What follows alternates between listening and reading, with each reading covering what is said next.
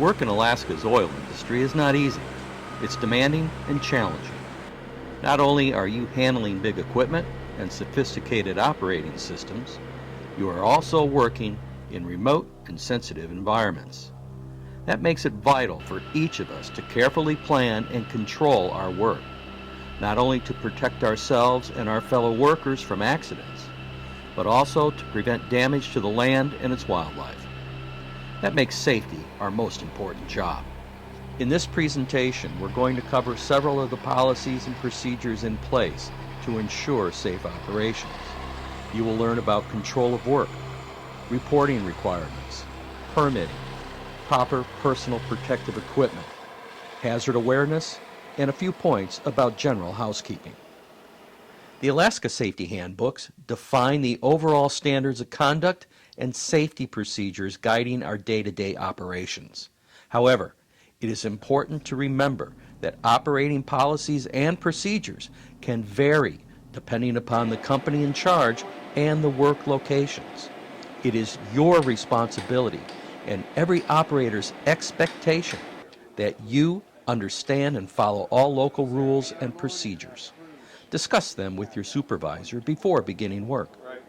But one procedure is followed at every location. You are expected to stop the job if something doesn't look right or you are unsure about the process of the planned work. Everybody has the ability, the authority, and the responsibility to stop any job if something doesn't look right or not fully understood. Safety begins with understanding the job and controlling the work. This process includes several key steps such as planning, reviewing the work procedure, and scheduling the work. These are essential steps to ensuring that the risk of simultaneous operations are understood and managed. A pre-job safety meeting is conducted to identify the hazards associated with planned tasks. This guides the development of the necessary control and mitigation measures you need to follow so that the tasks can be performed safely and without incident.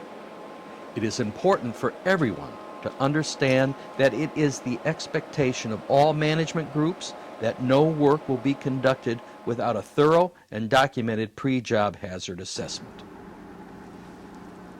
Well site control is a critical part of safe operations. All personnel must notify the pad operator prior to entering any well site. If well work or drilling operations are in progress, all personnel must sign in and sign out at a designated location.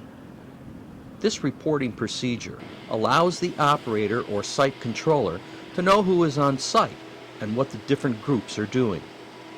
This coordination of simultaneous operations assures that the various work teams do not cause hazards for each other. That's why you must also check out when you leave the site for any reason. This procedure is in place for your safety, as well as others who may have to look for you in an emergency. While you may receive site-specific training at the location, you should know that some types of training may not be available at the well site, and that you may be required to attend sessions at another location. All personnel who work at a well site are required to take the NSTC unescorted program and H2S training. Your company HSE department has the details. Before any work is done on a job, an appropriate work permit is required. Proper permitting is a key step in operating safely. It provides a critical face-to-face discussion between the production or unit operator and the worker. It also includes an important quality risk assessment step to identify and communicate the hazards and safeguards associated with the job, as well as any hazards in the area you should know about. There are several types of permits required for various work activities. The Alaska Safety Handbooks detail the requirements for each permit. Your supervisor, an area or production operator can help. For higher risk jobs, such as those shown on the back of a permit, a more in-depth hazard assessment meeting is required. Be aware that a hot work permit management process is specifically required by regulation for all hot work. When you arrive at the work site, there are some key steps to follow before beginning work. Post your copy of the permit, review the evacuation diagrams for the area's designated safe area, locate all safety equipment, and stay clear of any areas marked with barricades. After this review, if you have any questions or concerns, discuss them with the area operator. Permits remain in effect until the job is complete, but will not extend beyond the shift in which the permit was issued. If more work needs to be done on the next shift, a new permit must be issued. While the permit system assures that work is safe and proper procedures are followed, certain additional specialized instruction may be required. For example, if you will be working in an H2S designated area or confined space, you will need additional training to do so.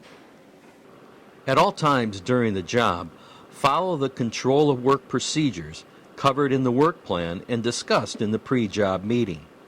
Monitor all work permits. Stay alert for any unexpected changes, and stop work if you think it is unsafe or if someone doesn't understand how to handle the task. As you work, follow good housekeeping procedures. Every North Slope company prides itself on maintaining clean work sites, and we ask you to help us keep it that way. Keep your work area picked up and use approved waste containers. Rig sites all have satellite accumulation areas set aside for temporary storage of hazardous waste. All are carefully managed and follow specific rules. When it comes to handling waste properly, if you don't know what to do, ask. Following safe work practices also means wearing your personal protective equipment, or PPE. Fire retardant clothing with long sleeves is required as the outermost layer of clothing. Layer other clothing so you may take off or add to as the weather demands. During winter, keep all cold weather gear in good condition. When handling a heavy job during winter months, don't allow clothes to become damp. That can drain your body heat. It's a good practice to take some extra dry clothing with you. During the summer months, keep some warm clothes handy. Hard hats are required on all rigs and at other designated areas to protect you from injury should you accidentally bump into equipment, piping, or be struck by a falling object. By the way, metal hard hats are not permitted. Safety glasses with side shields must be worn in all work areas or any time dust or flying debris is present. They must also be worn while riding in vehicles. If you have prescription eyewear, it must meet ANSI Z87 standards and be equipped with side shields. If not, then standard goggles or safety glasses must also be worn. Steel-toed boots meeting or exceeding ANSI Z41 standards are also required. The only time this does not apply is when working outside in extreme cold weather conditions, when you are permitted to wear other insulated boots appropriate for the conditions. Additional foot protection is to be worn when work situations demand. During those times when ice and snow covers surfaces, anti-slip traction devices are required. Hand protection appropriate for the job is required for all personnel. A multitude of types and styles are available for situations, such as working with harmful substances that could be absorbed by the skin, or to protect you from chemical and thermal burns. If you are working with chemicals, you may also need to wear chemical goggles and aprons. Check with your supervisor for appropriate gear. Well site operations, fabrication shops, and production facilities are noisy. Protecting your hearing is important. Hearing protection is required in designated areas throughout the North Slope, with double hearing protection required in specific work locations. When working more than 6 feet off the floor, fall protection is mandatory, which may include the use of a guardrail system. If fall protection is not in place, you must wear a full body harness and lanyard equipped with a double locking snap hook.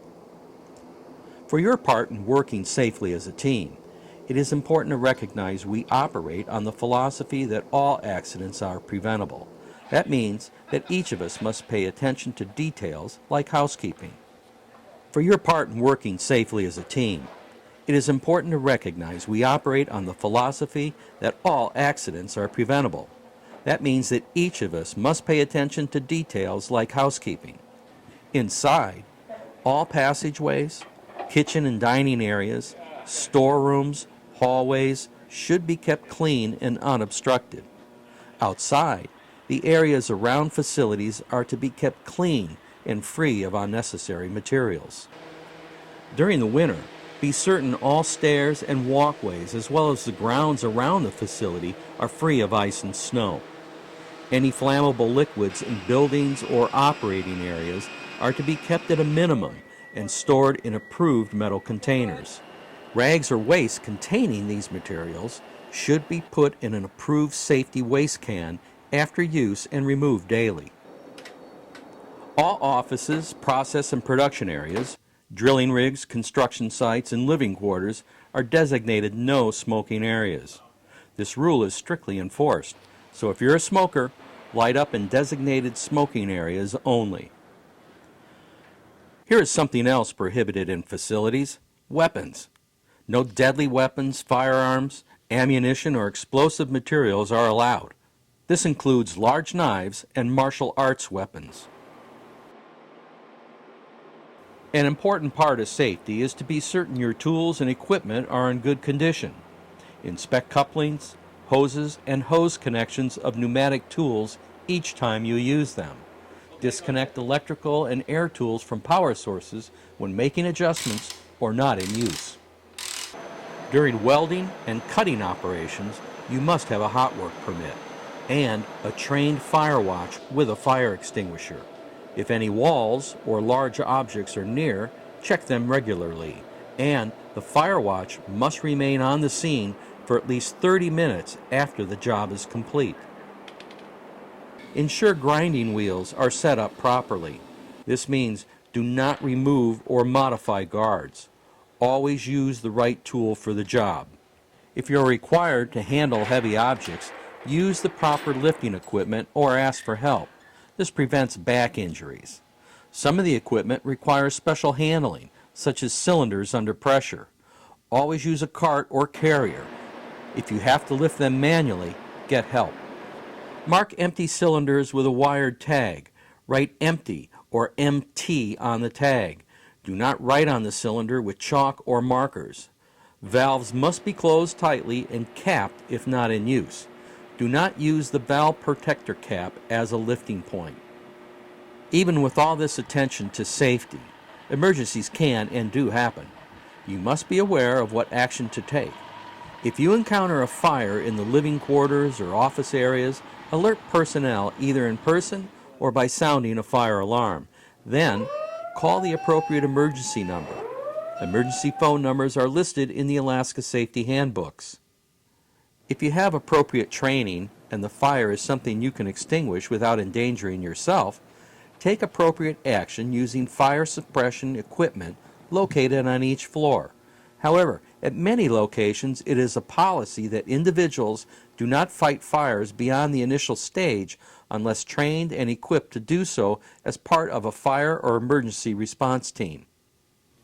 If you are in your room and hear a fire alarm, leave the building immediately. If your door is closed, test it to be certain it is not hot. If the hallway is smoky, stay low and near the wall, move quickly to the nearest exit and go outside. If the door is hot, stay where you are and phone for help. Seal the cracks under the door with wet towels and look for another exit. If there is none, wait for help before opening the door. If you encounter a medical emergency, call the emergency number and apply first aid to the extent that you are qualified. Never move a disabled victim before trained personnel arrive unless the victim is threatened by fire or other danger. Two injuries you may encounter in Alaska are frostbite and hypothermia. Frostbite is the freezing of body tissue. Untreated frostbitten areas become red and then turn gray or white. Hypothermia is also very serious because the body's temperature has fallen to the point where it is no longer functioning properly. Treat the patient gently and stop further loss of body heat. Keep the person dry and transport them to a medical facility as soon as possible. Chances are you won't run across any major medical emergencies, but remember to report all injuries and illnesses to your supervisor, no matter how minor. One more quick word of advice on safety. Avoid the wildlife. This is not for their protection alone, but yours as well. Many can be dangerous. Naturally, bears are always a concern, but smaller animals can be harmful as well. Both Arctic and red fox carry the rabies virus. The best way to stay safe is to maintain your distance. Keep your work area clean and report any overly friendly or aggressive animals to security. As we said in the beginning of this presentation, safety is fundamental to our work. Every individual has a responsibility for working safely. That means observing all regulations and procedures, identifying hazards, controlling all work, wearing protective equipment, reporting safety problems, knowing how to use all equipment correctly, and responding to emergencies. If you have any questions about what's expected of you, refer to a current copy of the Alaska Safety Handbooks and check with your supervisor.